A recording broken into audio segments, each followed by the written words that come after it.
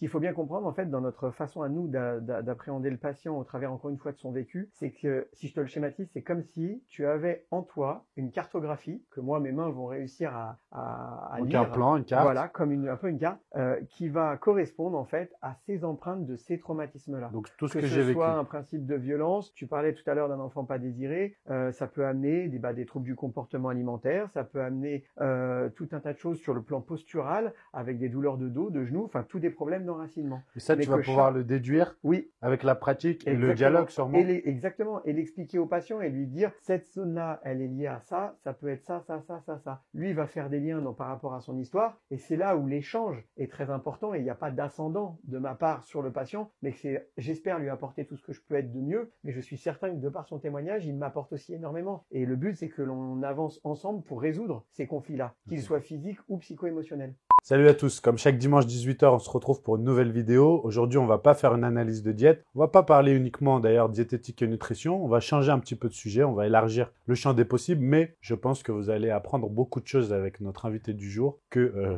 on va présenter bien sûr. On y va, let's go.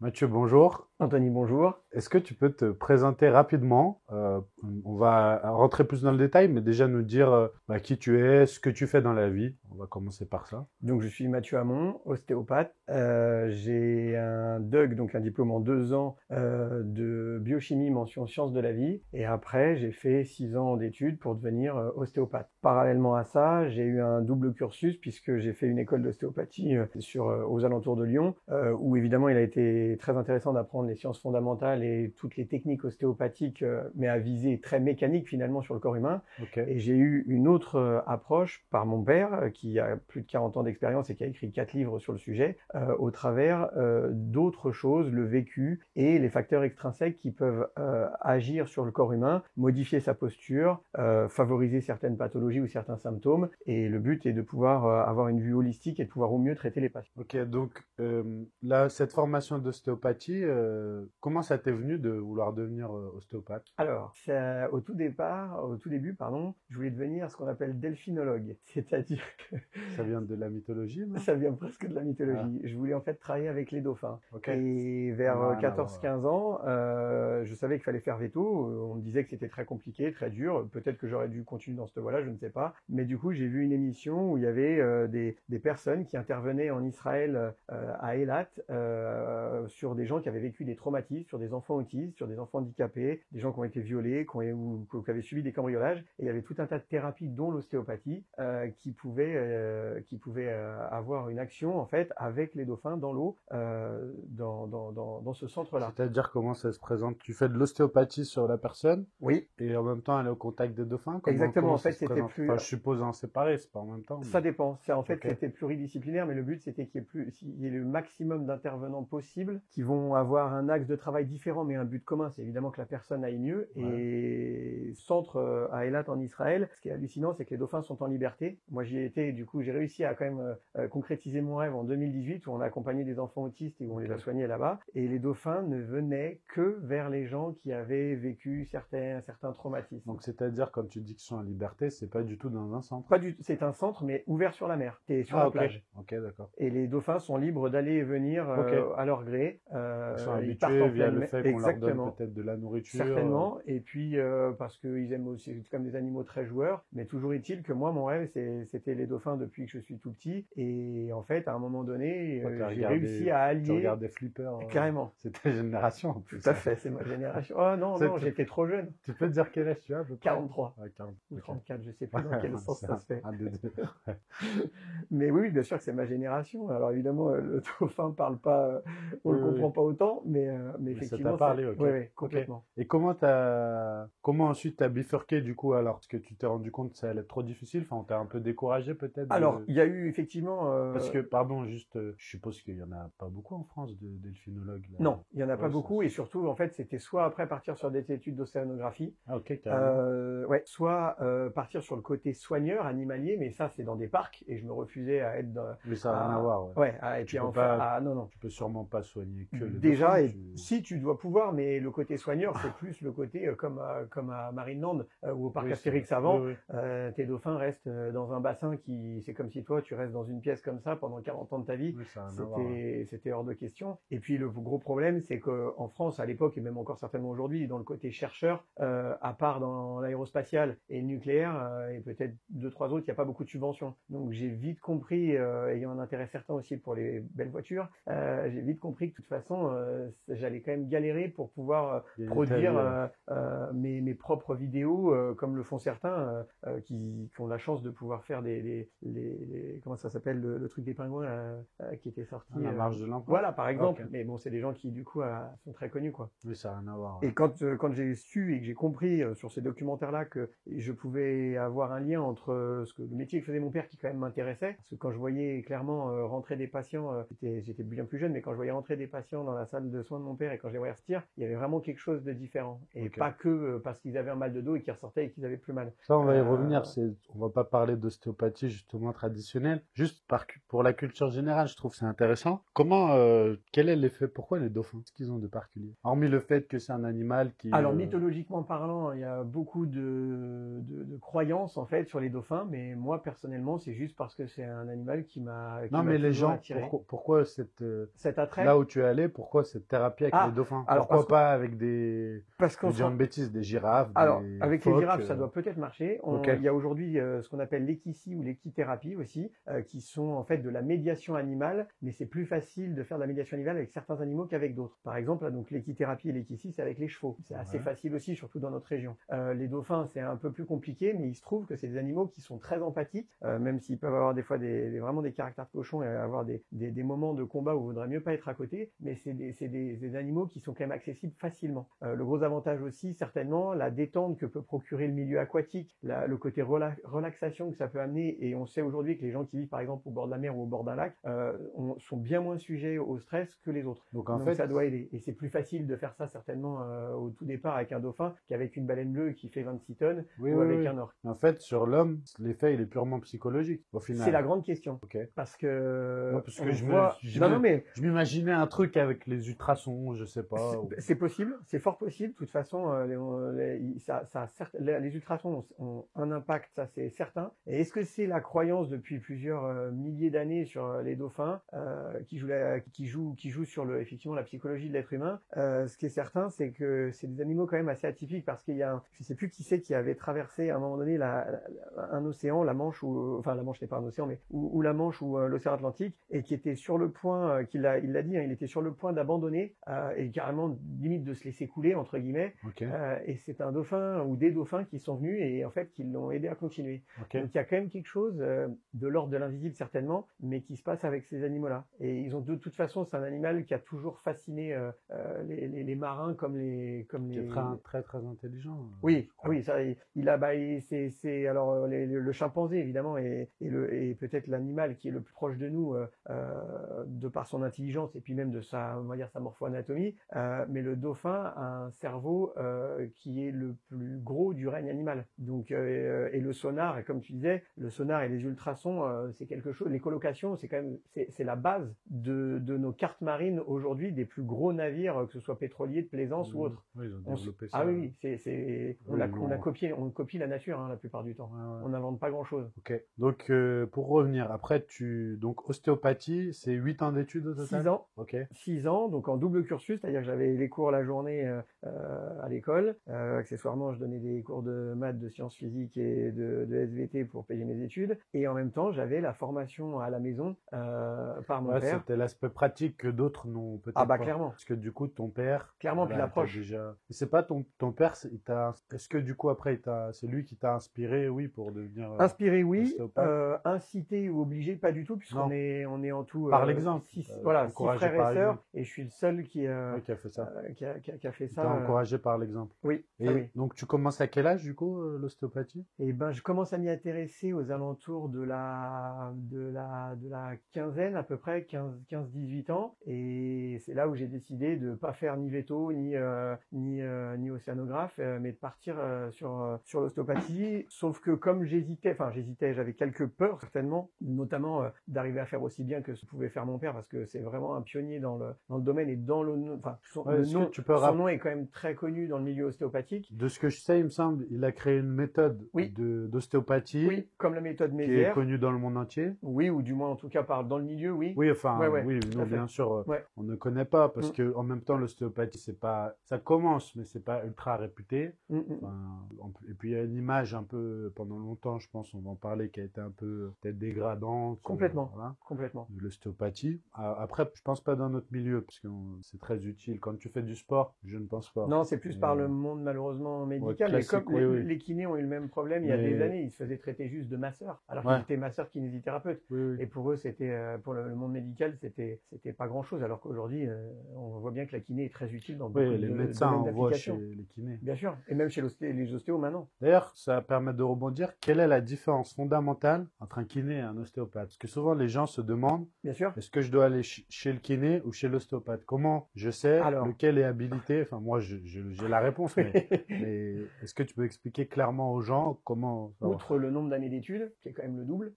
Donc, un kiné 2 fois moins qu'un ostéo. ostéo. C'est 3 ans, l'ostéopathie, c'est 6 ans. Alors, quelle est la différence? Pourquoi le double en ostéopathie, justement? D'abord parce que les techniques sont beaucoup plus, et c'est pas contre les kinés, mais sont beaucoup plus pointues et prennent du temps à apprendre. Donc pointues, donc peut-être dangereuses si mal faites. Si, complètement, ça c'est certain.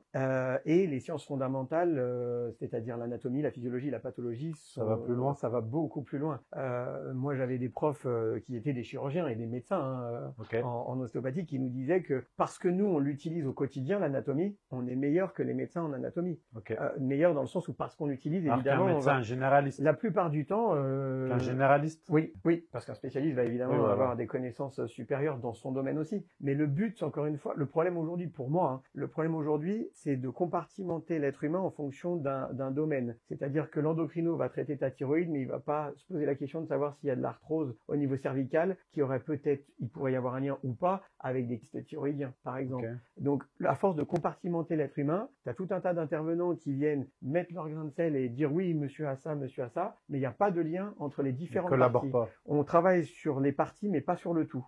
Et c'est ce que prône en tout cas l'ostéopathie, c'est d'avoir une approche holistique, globale, sur le tout. Et c'est ça qui, moi, m'intéresse et qui donne, je pense, les meilleurs résultats. Mais alors les bons médecins prennent du temps avec leurs patients. Alors ça, c'est pas tous les ostéopathes. Non. Parce que moi, j'en connais beaucoup, et les gens en connaissent beaucoup, et la plupart ne font pas ce que tu fais. C'est-à-dire que déjà, n'ont pas les connaissances que tu as.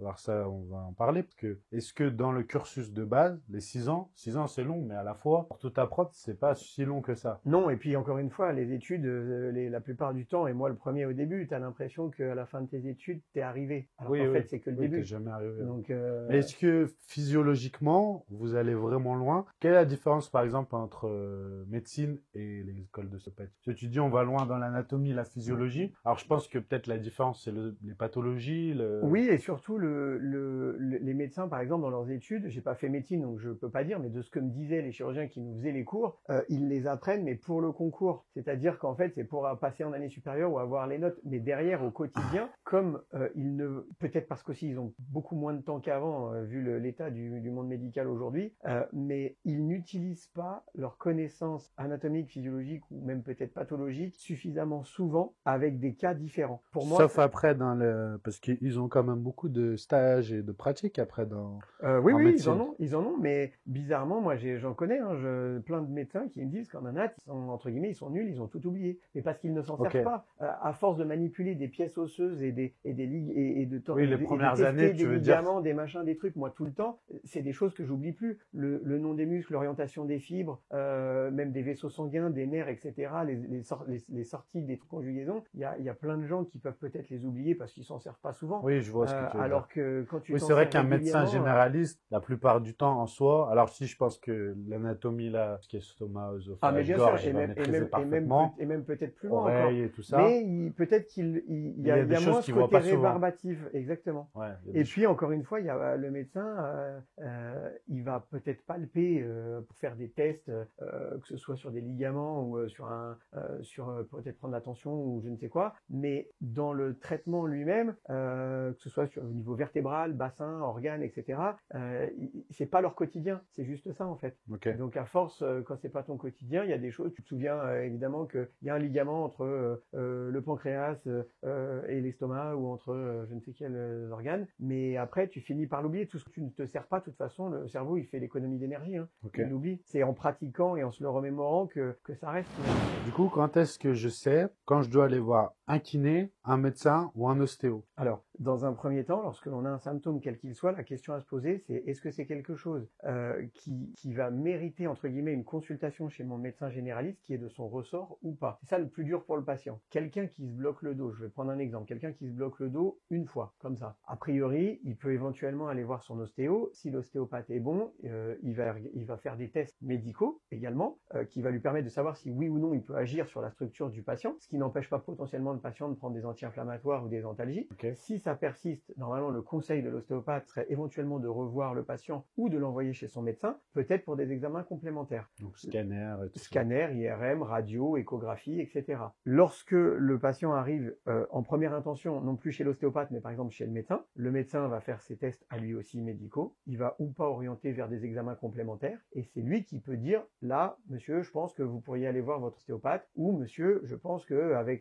vu que ça a l'air d'être une tendinite, on va le confirmer par exemple par l'échographie, il vous faudra un certain nombre de séances de kiné. Ok. Voilà. Donc le plus sûr, c'est toujours de commencer par le médecin finalement. Alors, oui et non. C'est-à-dire qu'aujourd'hui, c'est très compliqué d'avoir des rendez-vous chez son médecin. Ouais, par contre, Enfin, ça, c'est de plus en plus compliqué. Ça dépend Les vraiment des urgences, médecins. voilà, c'est ça. Les urgences sont quand même aussi saturées. Aujourd'hui, on sait qu'il y a beaucoup de gens. Moi, j'ai un ami qui est chef des urgences depuis 40 ans, qui bosse à la clinique à côté. Et le nombre de cas qui ne mériteraient pas d'être vus aux urgences, c'est une catastrophe. D'ailleurs, là, c'est le débat en ce moment, je Tout crois. à fait. Puis maintenant, si sur les remboursements, là, ouais, les parce que si c'est plus utile, entre guillemets, tu payes ta consultation. Ouais, tu payes, alors qu'avant, c'était remboursé. Ce qui va quand même permettre aux gens de réfléchir un peu à savoir, ok, analyser, est-ce que ça mérite une urgence? Ouais, après, Est-ce que l'urgence est relative, absolue, ou est-ce qu'il n'y a pas d'urgence? Après, je pense que malheureusement, il y a des gens qui sont un peu aussi hypochondriaques. Ah, mais il y en a plein. Il y en a plein. Et qui vont, puis, ça il y a ne des mérite gens, pas, quand mais c'est plus fort qu'eux parce Oui, que mais parce qu'ils psychologiquement, c'est un ils ont- stress. ouais, Quand ils ont leur peur, corps va ouais. plus bien, Oui, quand oui, la oui. machine est déréglée. Leur corps, celui des enfants, tu vois. Complètement.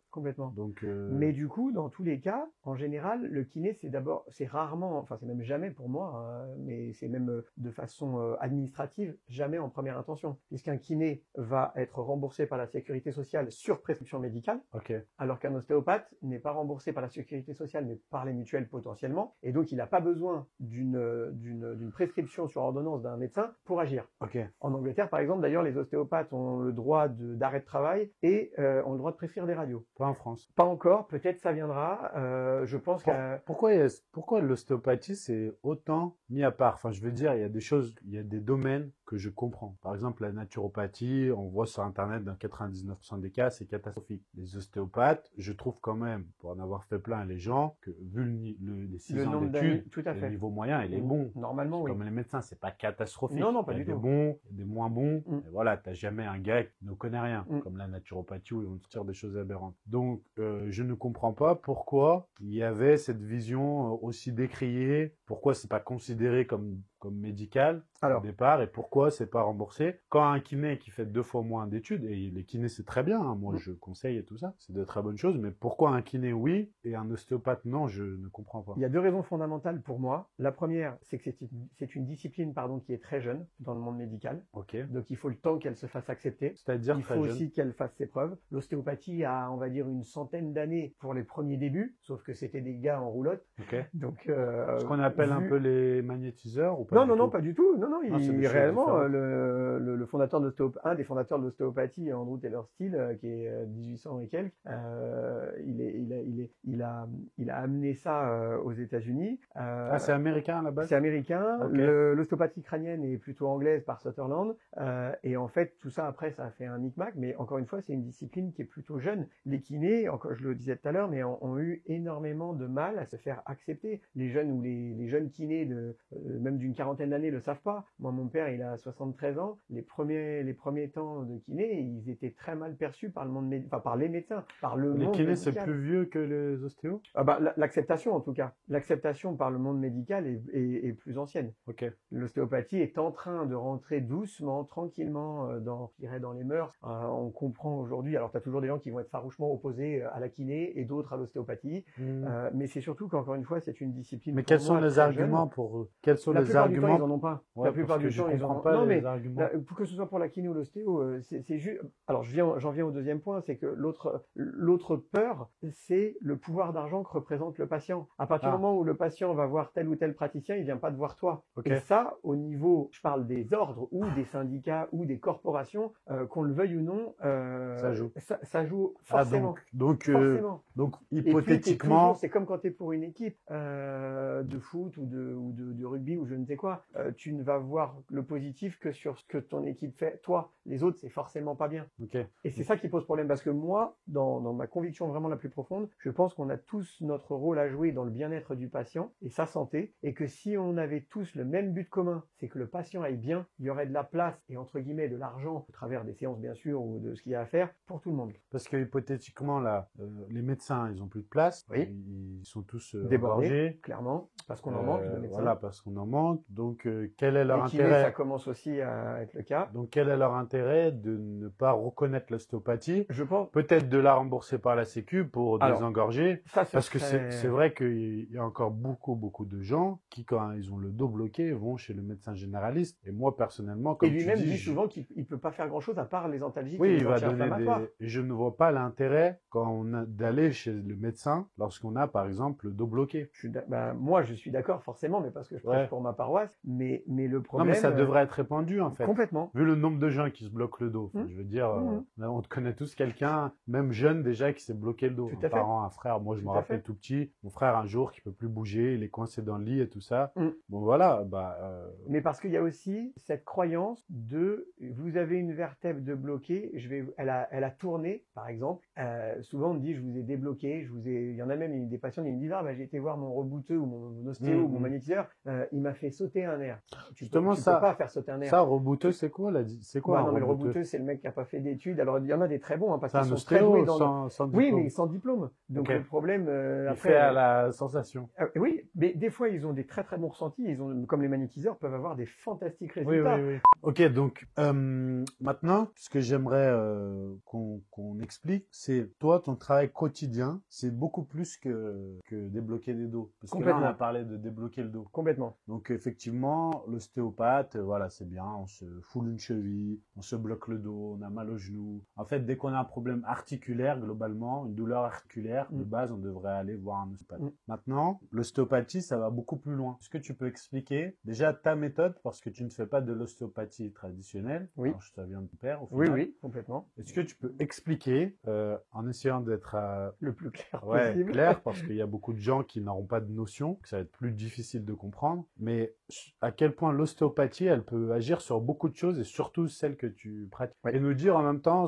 est-ce que c'est beaucoup pratiqué, est-ce que c'est répandu? Alors déjà, pour te répondre à la dernière question, l'ostéopathie crânio-faciale telle que nous on la conçoit, elle est très peu répandue, on la dispense, on l'enseigne, on est formateur en plus d'être thérapeute, parce que je considère que tu peux pas être bon enseignant si tu n'exerces pas, ça c'est certain. Alors l'ostéopathie traditionnelle, si vraiment je schématise, il va y avoir des tensions dans le corps humain que l'on va lever soit de façon douce, soit de façon un peu moins douce en faisant craquer, en débloquant des zones. Justement ça, je fais des apartés à chaque fois. Faire craquer, c'est obligatoire pour soigner? Non, c'est pas du tout obligatoire. Donc un bon ostéo ne fait pas forcément craquer. Non, mais parce que j'ai souvent entendu. Il peut le faire. Il m'a fait craquer, c'est bon. En fait, l'abus qu'il y a eu, et je reviens sur ce que tu disais tout à l'heure, l'abus qu'il y a eu dans les premières années, entre guillemets, où l'ostéopathie a commencé à s'émanciper, dans les années 80, et où on a été victime, entre guillemets, de ces malfaçons, et où pour le coup, le monde médical avait complètement raison, c'est les gens venaient, on les faisait craquer un peu de partout, ils repartaient en étant tout contents parce qu'ils avaient entendu que quelque chose craque, donc ils s'étaient dit, ça s'est remis en place. C'est psychologique, mais quand tu fais craquer une articulation, c'est pas parce qu'elle n'était pas, entre guillemets, en place. Sinon, ça s'appelle une luxation ou une subluxation. C'est juste dans dans le mouvement, elle va plus vers un endroit que vers un autre. Typiquement, qu'est-ce qui fait le bruit du craquement? Le frottement?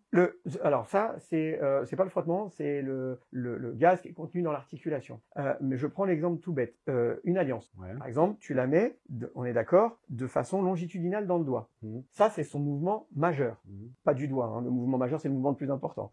Pour la retirer, souvent, tu es obligé de faire des petits mouvements de glissement. Ouais. Ce sont les mouvements mineurs. En kiné, par exemple, ils vont beaucoup travailler sur les mouvements majeurs. Ton épaule va pas jusqu'en haut, on va faire en sorte qu'elle aille jusqu'en haut. Okay. Nous, on va travailler sur ces petits mouvements mineurs, presque imperceptibles, qui font que quand tu vois mon coude faire une flexion-extension comme ça, tu le vois pas, mais mon numérus sur mon radius et mon ulna vont forcément faire des petits ajustements de glissement en permanence. Et on considère, nous, à juste titre, que le microcosme gouverne le macrocosme, c'est-à-dire que ce sont les mouvements mineurs, s'ils sont physiologiques, qui déterminent les mouvements majeurs, ceux que l'on voit. Donc normalement, en travaillant sur les mouvements mineurs, de toute façon, tu redonnes de la mobilité sur le grand mouvement. D'accord. C'est la grosse différence entre la kiné et l'ostéo. Elles ne sont pas antinomiques, elles sont au contraire pour moi complémentaires. Les patients que j'ai qui font des fois 10, 15, 20 séances de kiné, je leur dis, on se voit éventuellement au début des séances de kiné, au milieu et à la fin, ou au début et à la fin. Très souvent, parce que tu ne peux pas redonner de mobilité par contre gagner en mobilité via l'ostéopathie. Si, justement. Si tu peux. Si. Mais des fois, il y a besoin quand même de travailler ces mouvements majeurs et c'est pas notre rôle. La balnéothérapie qui est la kiné en gros dans l'eau, typiquement, ça c'est fantastique parce que lorsque tu as des tendinites ou des douleurs importantes, comme tu es quasiment en apesanteur, ça soulage. Eh ben oui, ça soulage. Mais par exemple, moi j'ai des patients qui m'appellent en me disant voilà, j'en suis à ma 8e séance de kiné, depuis 2 séances, on n'évolue plus. Ça évolue plus, je reste bloqué à 90 degrés. On fait une séance ensemble, la kiné reprend son cours et comme par hasard, ça débloque et on peut commencer à aller alors plus pourquoi haut. Parce que pendant la kiné, au final, il y a des adaptations qui se font. Alors déjà, des adaptations, ou des compensations, ouais. Exactement, mais c'est surtout qu'encore une fois, si tu travailles que le mouvement majeur d'une articulation, il va y avoir des endroits dans l'amplitude articulaire où ça va passer en force. Et donc ça va restreindre. Et donc tes tensions ligamentaires et myofaciales vont forcément être toujours présentes. Et lorsque tu l'élèves, le mouvement majeur, il se fera beaucoup plus facilement tout seul. Et donc ça, tu peux le faire encore une fois, que ce soit en faisant craquer ou pas. Et puis il y a, là on va toucher un point un peu sensible sur la philosophie, mais tu peux très bien avoir mal à l'épaule parce que, c'est vraiment très schématique ce que je dis, mais parce que ton bassin est pas droit ou parce que tu as fait une entorse de cheville il y a un mois sur l'autre côté par exemple. Il y a de la compensation. Oui, donc en fait, l'ostéopathie a une vision loco-régionale, et à distance des symptômes. Et le but, c'est ça, ce côté holistique, c'est-à-dire ce côté global, c'est d'arriver à comprendre les tenants et les aboutissants à l'endroit où tu as mal et autour, tout autour, et très très très loin autour, pour voir si ça pourrait avoir une influence. Et ça, c'est grâce aux fascias, qui sont les aponévroses du corps, comme un film fraîcheur, qui serait en fait une continuité sur toutes les structures du corps, tes vaisseaux sanguins, tes nerfs, tes muscles, tes tendons, les différentes couches de muscles, la peau, les organes, les yeux, etc., etc. Oui, donc ça, c'est important d'expliquer, c'est pas fascia, parce que de la face, ostéopathique, crânio-facial, souvent on l'écrit avec un C. C'est vrai. C'est un SC. Et voilà. Et c'est fascia lata. Voilà. Et les fascias, ce sont les aponévroses du corps. Et aujourd'hui, d'ailleurs, il y a eu des prix Nobel qui ont été décernés pour considérer le fascia comme un organe à part entière. D'accord. Et il est découvert, il est découvert au microscope, je veux dire, de tout ce qui peut se générer au niveau des fascias. C'est fantastique, forcément pour moi, mais c'est surtout que c'est avéré. C'est-à-dire que c'est pas une vue de l'esprit du tout. C'est une structure à part entière à prendre en compte. Je crois que les dentistes voient un peu les choses comme ça aussi. Ceux qui sont holistiques, oui, souvent tu commences effectivement à appréhender les troubles de posture qui sont liés à l'articulé dentaire. Mais beaucoup de choses comme ça. Hein, oui, parce que alors même les opticiens, les orthoptistes. Pourquoi? Parce que les 3 grandes portes d'entrée posturale dans le corps sont l'occlusion dentaire, la vue, et la sous-astragalienne qui est une des articulations de la cheville.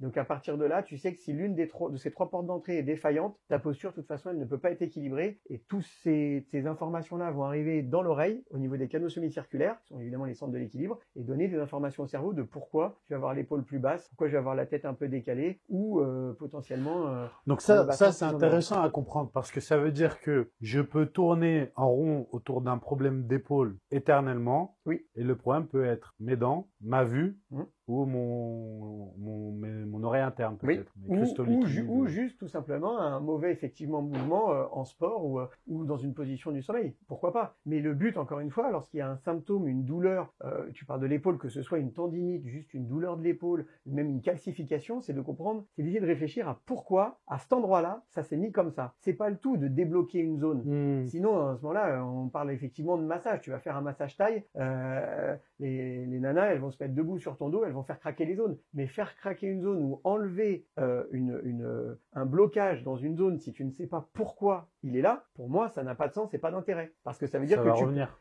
déjà, ça va revenir et puis tu peux déstabiliser ton patient. Oui. Parce que si ça s'est mis comme ça, C'est une une compensation. calcification, typiquement, c'est du calcium qui vient se déposer sur le tendon, qui du Mmh. coup va être plus rigide et qui va s'inflammer. Mais si le calcium s'est mis à cet endroit-là, Il y a le une calcium raison. se dépose toujours aux endroits de plus forte traction. Ça veut dire qu'il y a trop de traction sur ce tendon-là, par exemple. Pourquoi? C'était parce que s'il y avait trop de traction, le tendon allait péter, donc le corps met en place, il va le renforcer, comme il peut. Mais sauf qu'évidemment, ça va rigidifier. Ok. Oui, donc ça c'est important. Mais du coup, vu que l'ostéopathie crânio-faciale c'est peu pratiqué, Mmh. un ostéopathe classique Mmh. entre guillemets n'a pas ces compétences-là de base. Tout dépend les Mais cette formations vision. supplémentaires qu'il aura fait, Ok. en général, Parce que sur ça- la posturo ou sur la pédiatrie ou sur je ne sais quelle ou sur l'occlusion dentaire, pour essayer de continuer à se former et à apprendre toujours pour avoir le plus, encore une fois, de connaissances et d'outils possibles dans sa besace pour savoir pourquoi telle ou telle chose arrive chez ses patients. Parce que, admettons, tu sors de tes 6 ans d'études d'ostéopathie Oui. et t'as pas ton père à côté. Mhm. Tu as fait le cursus classique et Mhm. t'as pas, entre guillemets, cet avantage sur les autres parce Mhm. que c'est un avantage d'être formé, comme tu l'as dit, d'avoir notre vision et de pratiquer. Est-ce que tu aurais ce champ des possibles-là et cette vision grâce aux 6 ans d'enseignement ou pas du tout? Pas du tout, pas du tout. Donc, ça veut dire que les autres ostéos qui sont avec toi, s'ils ont pas pris, S'ils ont pas, si tu les as pas impactés, et voilà, s'ils ont pas, et s'ils ont pas cherché par eux-mêmes, effectivement, ils peuvent pas ils savoir. l'ont pas. Tu parlais de l'épaule et de l'occlusion dentaire, par exemple. Oui. Je suis en lien avec certains dentistes sur Lyon et dans d'autres régions parisiennes et autres qui mesurent le courant qu'on appelle piézoélectrique dans la bouche lorsque les gens ont des amalgames dentaires, c'est-à-dire des plombages, tout simplement. Ok. Maintenant, on n'en fait plus parce que c'est strictement interdit. On met du verre ionomère, de la résine, de la céramique. Mais à l'époque, ceux qui en ont encore, on mesurait, il y avait un véritable courant électrique. Ok. Ce courant électrique-là crée des tensions dans ta mâchoire qui Ok. vont forcément se répercuter Ça- au niveau cervico-dorsal et potentiellement sur toute la ceinture scapulaire. D'accord. C'est pareil avec, par exemple, des boucles d'oreilles ou des piercings qui parfois peuvent être mal placés, D'accord. Qui touche le système nerveux? qui touchent à un endroit qui fait que moi ça m'est arrivé par exemple de voir qu'un piercing était responsable de l'apparition de maux de tête ou de migraines chez des patients ou patientes et qu'en fait c'était que ça. Qu'à partir du moment où tu l'enlèves et que tu règles après les tensions qui ont été créées avec le temps où ont été portés évidemment le piercing ou la boucle d'oreille et derrière les patients ou les patientes, en l'occurrence j'en pense à une, elle en a plus jamais eu. Donc c'est important de comprendre là pour les gens, c'est que souvent, admettons que j'ai une pathologie que je ne parviens pas à résoudre. Oui. Un problème d'épaule typiquement, Mhm. ça suit les gens encore et encore, ils ont beau faire encore, ça ne passe pas. Alors ils vont faire une infiltration, ça va se calmer Bien X sûr, temps, mais ça va durer 2-3 ans. et ça revient. Mhm. Voilà, ça revient. Là, dans ces cas-là, est-ce que tu as tendance à dire que même si c'est jamais l'être humain, c'est jamais une science à 100%, dans la plupart des cas, le problème c'est d'avoir une vision que sur l'épaule et ce qui entoure l'épaule, C'est ça. et pas de manière globale. Du coup, c'est le problème du patient, mais à la limite, c'est pas de sa faute, mais aussi de tout le corps médical, parce qu'ils ont très rarement cette vision d'ensemble. Ils ont très rarement cette vision d'ensemble, mais parce que peut-être ils sont surchargés, encore une fois, ou qu'ils n'ont pas cette curiosité intellectuelle, ou qu'on ne leur a pas donné, parce qu'il faut savoir quand même que dans les études de médecine, et c'est pas du tout contre les médecins, bien au contraire, j'ai des amis qui le sont, enfin c'est pas pour justifier, mais on leur dit tellement que de toute façon, en fait, c'est depuis Hippocrate, c'est l'élite. Donc on leur dit tellement qu'ils ont la connaissance absolue que d'abord, quand ils savent pas, c'est compliqué. Oui. Et En fait, d'aller chercher plus loin, c'est pas facile non plus. c'est dur de perdre la face Ben oui, vis-à-vis bien sûr, mais pour tout le monde. du patient qui Pour tout le le monde. voit comme un référent. Mais l'étiologie, qui est en fait la science des causes, c'est le fondement dépend de tout. Tu peux être, si tu es très bon technicien mais que tu es mauvais thérapeute, tu vas pas être bon. Il vaut mieux à la limite être mauvais technicien mais très bon thérapeute, ça veut dire bon diagnosticien parce que tu auras écouté ton patient et que tu auras cherché, sur une technique moyenne, mais tu seras au bon endroit. Faire une technique fantastique mais pas au bon endroit, ça sert strictement à rien. Oui. Mais... Tout est dans le diagnostic ou le diagnostic différentiel. Et dans notre pratique, c'est là où, alors pareil, il y a eu un prix Nobel là-dessus sur l'épigénétique. L'épigénétique, pour faire simple pour les gens, ce sont les facteurs environnementaux qui peuvent agir sur la génétique, donc sur l'expression des gènes. Et ça, le jour où il y a eu ce prix Nobel-là, ça a été une révélation et une révolution dans le monde scientifique. Pas médical, mais dans le monde scientifique. Pourquoi? Parce qu'on s'est rendu compte qu'on pouvait être acteur, malgré une certaine prédisposition à faire telle ou telle chose, de sa santé. Okay. Ça veut dire qu'il y a un déterminisme, mais qu'il n'y a pas de fatalisme, sauf dans certains cas. Donc, de par ce prix Nobel-là et du coup cette approche-là, le but est de trouver et de s'enrichir en connaissance de toutes les choses possibles que l'on a sous la main pour essayer de comprendre pourquoi un patient fait ça, ou ça, ou ça. Il y a des gens qui font, ils s'en rendent pas compte et ils le savent pas, mais qui ont des prothèses et elles sont en train en fait de les intoxiquer. Okay. C'est pas grave, c'est pas grave, c'est pas la faute de ceux qui font les prothèses, c'est eux qui supportent pas. Comme il y en a, ils vont faire un rejet sur des fils de suture, par exemple, sur une chirurgie. On parlait des chevilles, il y a des gens où c'est très bien qu'ils portent des semelles, il y en a d'autres, c'est une catastrophe. Okay. Parce que soit ils sont pas faits pour, soit ils ont pas cette capacité d'adaptation, soit, je sais pas, pour plusieurs causes. Et ça, que ce soit, je dirais, sur des petites choses, sur des petits symptômes ou des pathologies, le raisonnement doit être le même. Pourquoi le patient présente à ce moment-là cette problématique? Et là où nous, on enrichit encore plus cette épigénétique, c'est qu'on travaille sur le vécu des gens, c'est-à-dire sur le détachement des traumatismes. C'est-à-dire que le corps porte l'empreinte d'un vécu, je dirais, transgénérationnel, mais dans le sens pas farfelu du terme. L'être humain est géré par 3 choses en priorité au niveau psycho-affectif. Son éducation parentale, ses expériences de vie personnelle et son hérédité. Le vécu émotionnel de l'hérédité. Mais l'hérédité, c'est pas farfelu, c'est tout simplement les expériences de vie personnelle et l'éducation parentale de ses parents, qui eux-mêmes les ont reçues de leurs parents. Et ben, ce conditionnement dans certains vécus peut amener en tout cas des postures, des schémas, des symptômes, perturber l'homéostatie, qui sont les réglages physiologiques du corps, et amener à certaines pathologies ou certains symptômes. Ce qu'il faut bien comprendre en fait dans notre façon à nous d'appréhender le patient au travers encore une fois de son vécu, c'est que si je te le schématise, c'est comme si tu avais en toi une cartographie que moi mes mains vont réussir à donc lire. Un plan, une carte. Voilà, comme un peu une carte qui va correspondre en fait à ces empreintes de ces traumatismes-là. Donc tout ce que j'ai ce soit vécu. un principe de violence, tu parlais tout à l'heure d'un enfant pas désiré, ça peut amener des troubles du comportement alimentaire, ça peut amener tout un tas de choses sur le plan postural, avec des douleurs de dos, de genoux, enfin tous des problèmes d'enracinement. Et ça, tu vas pouvoir le déduire avec la pratique et le dialogue sûrement. Exactement, et l'expliquer au patient et lui dire cette zone-là, elle est liée à ça, ça peut être ça. Lui, il va faire des liens par rapport à son histoire, et c'est là où l'échange est très important, et il n'y a pas d'ascendant de ma part sur le patient, mais que j'espère lui apporter tout ce qui peut être de mieux, mais je suis certain que de par son témoignage, il m'apporte aussi énormément. Et le but, c'est que l'on avance ensemble pour résoudre ces conflits-là, qu'ils soient physiques ou psycho-émotionnels. Ce qui est incroyable, c'est que la plupart des gens, ils n'ont pas conscience de ça. Je ne comprends pas pourquoi on n'a pas cette conscience-là. Parce que c'est récent aussi. Encore une fois, c'est l'ostéopathie au sens très large du terme. Pour moi, c'est une discipline qui est très jeune. Oui, mais les années 80 ont vu l'apparition de la psychologie, notamment par Dolto, entre autres, sur l'enfant, mais pas que. Le côté, comment dirais-je, travailler et comprendre son vécu en fonction de sa place dans la fratrie, de si on a été prévu, désiré. Est-ce que, par exemple, on était attendu comme un garçon plutôt qu'une fille?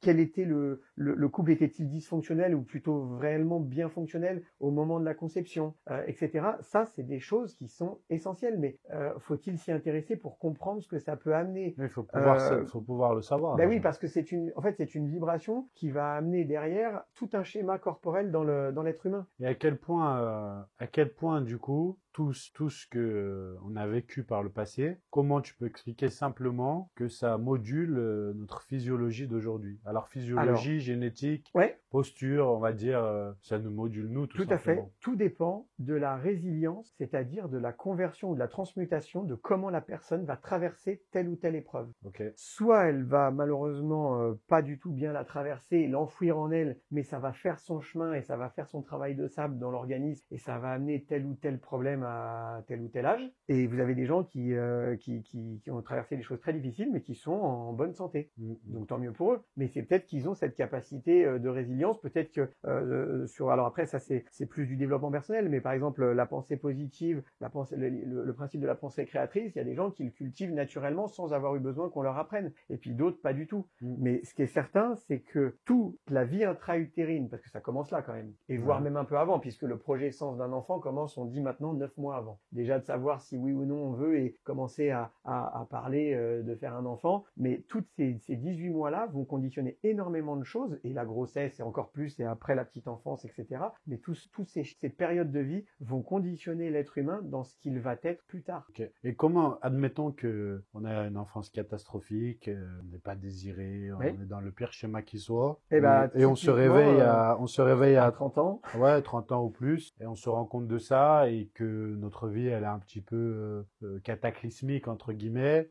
Qu'est-ce qu'on fait? L'idée, c'est de trouver des thérapeutes qui vont être vraiment à l'écoute et qui vont pouvoir, je dirais, nous aider, aussi bien physiquement que psycho-affectivement ou psycho-émotionnellement parlant. Donc là, l'ostéopathie, elle a un rôle, du coup. Ah oui, dans notre ostéopathie, en tout cas, la façon dont on travaille, oui. Moi, mon père, encore une fois, je dis, Pierre Hamon, on a fait un site d'ailleurs, pierrehamon.fr.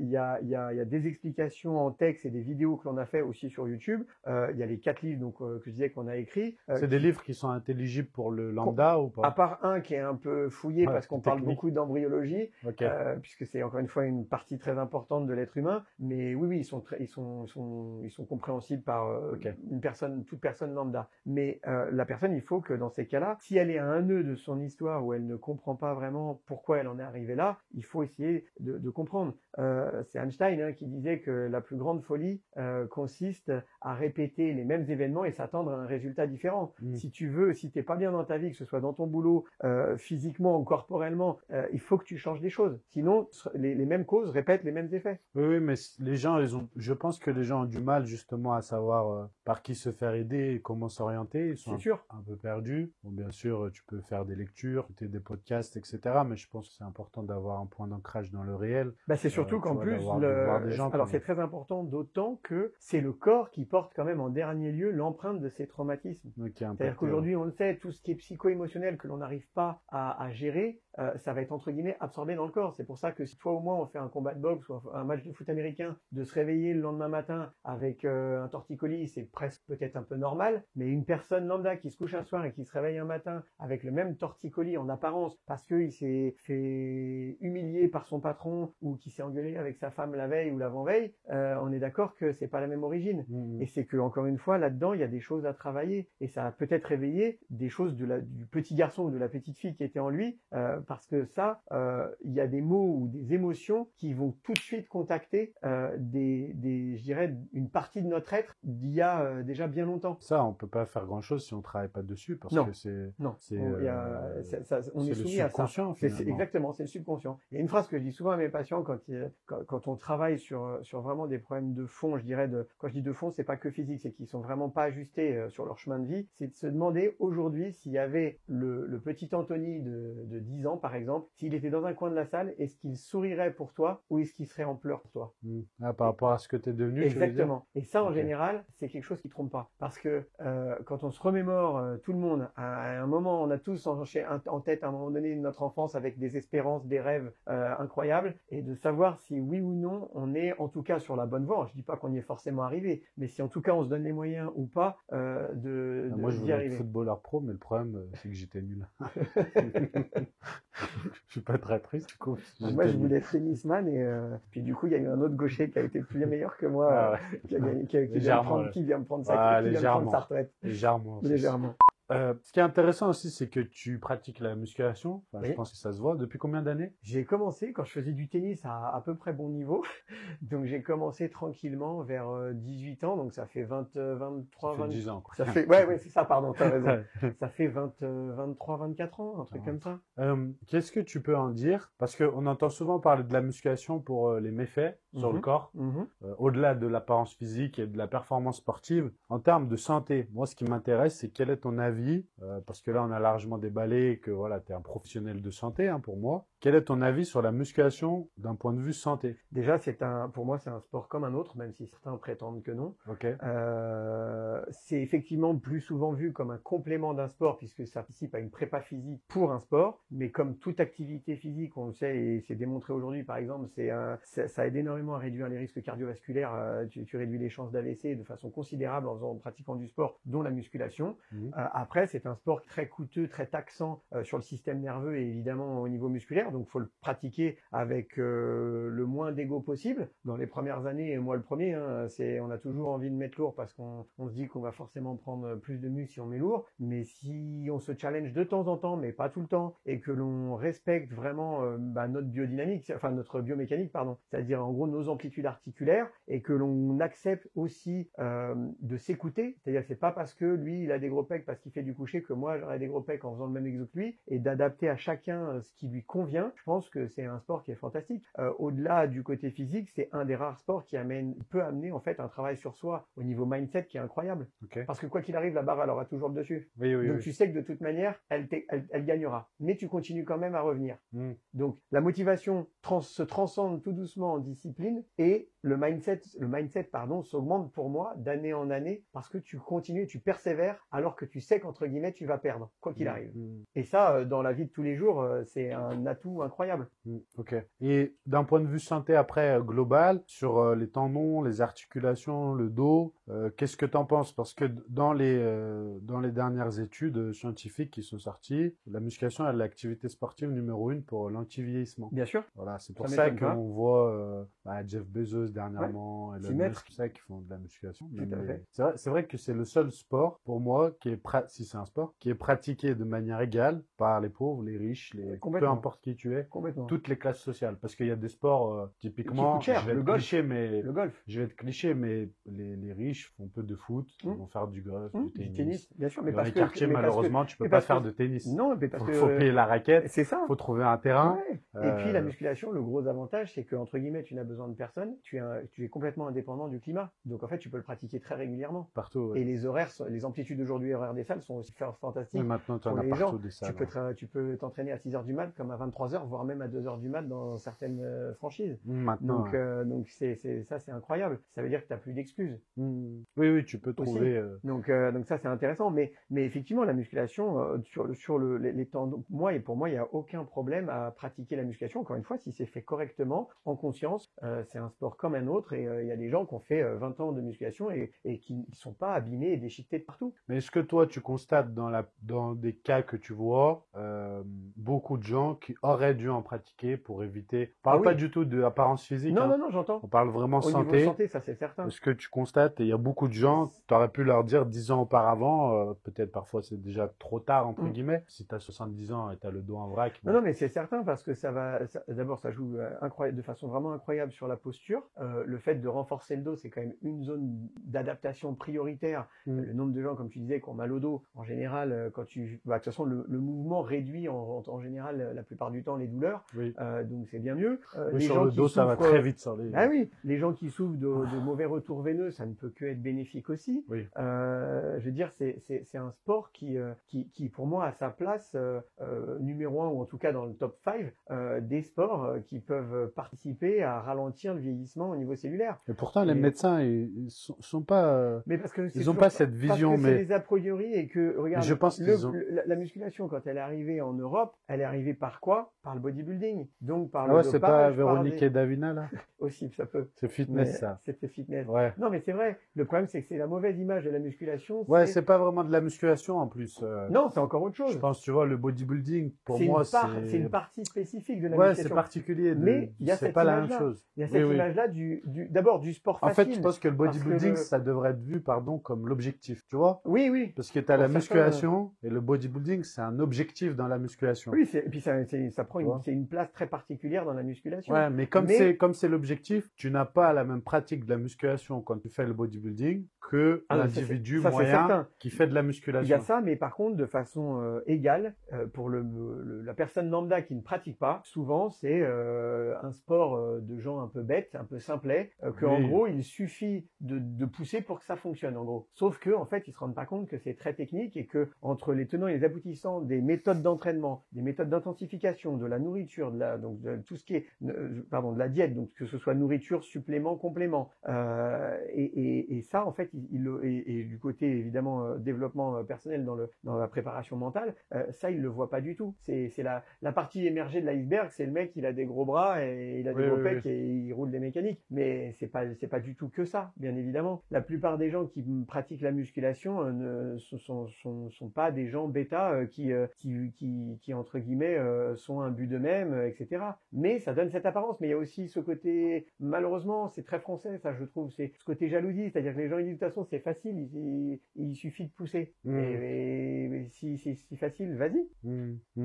Voilà. Mais encore une fois, je pense que vraiment dans les années 70-80, c'est pas ton époque, mais tu as quand même été fan, que ce soit les stars de cinéma de l'époque, que ce soit Arnold Schwarzenegger ou Van Damme ou dans Rocky Stallone, toutes les stars de cinéma, elles étaient un petit peu quand même bodybuildées. Ça Et commence, ça a donné, ouais. voilà. Maintenant beaucoup moins. Si, quand même. Oui, mais c'est plus les La seules plupart stars. des acteurs sont Oui, mais musclés, quand même. c'est plus les seules stars. C'est-à-dire, tu veux dire... Avant, c'était les stars d'Hollywood. Ah, elles étaient tous comme ça, ouais, et puis c'était les seuls en fait qui vraiment sortaient du lot. Maintenant, c'est un peu plus comme tu dis, c'est plus commun. Ouais. Il y a beaucoup de stars quand même qui sont bien en fait physiquement, que ce soit l'acteur de Jack Reacher, que ce soit Ouais, Thor, mais que ce ça a soit, changé de toute façon. Maintenant, tu Oui. n'as plus un seul acteur quasiment. C'est ça, mais c'est encore qui une ne fois le une fait question pas. de croyance. La musculation, en tout cas pour moi, a sa part entière dans le milieu sportif. Ce que je trouve dommage, c'est ceux par contre qui peut-être ne font que ça et qui n'ont ou jamais fait de sport à côté ou qui ne font pas du tout de sport à côté. Parce qu'au bout d'un moment, peut-être qu'ils vont tourner en rond ou qu'ils vont peut-être s'enlacer. Et c'est peut-être aussi pour ça qu'ils font des yo-yo au niveau physique comme dans leur pratique. Ouais, c'est dur je pense, de Ah bah, trouver c'est un sûr. vrai leitmotiv. Ouais, et puis un équilibre dans la régularité d'entraînement. Parce que c'est quand même, faut pas se mentir, hein, quand on recherche aussi un aspect esthétique, c'est un travail de vraiment longue haleine. Ouais, c'est long. Ah oui, bien qu'on le pense, c'est ça le problème.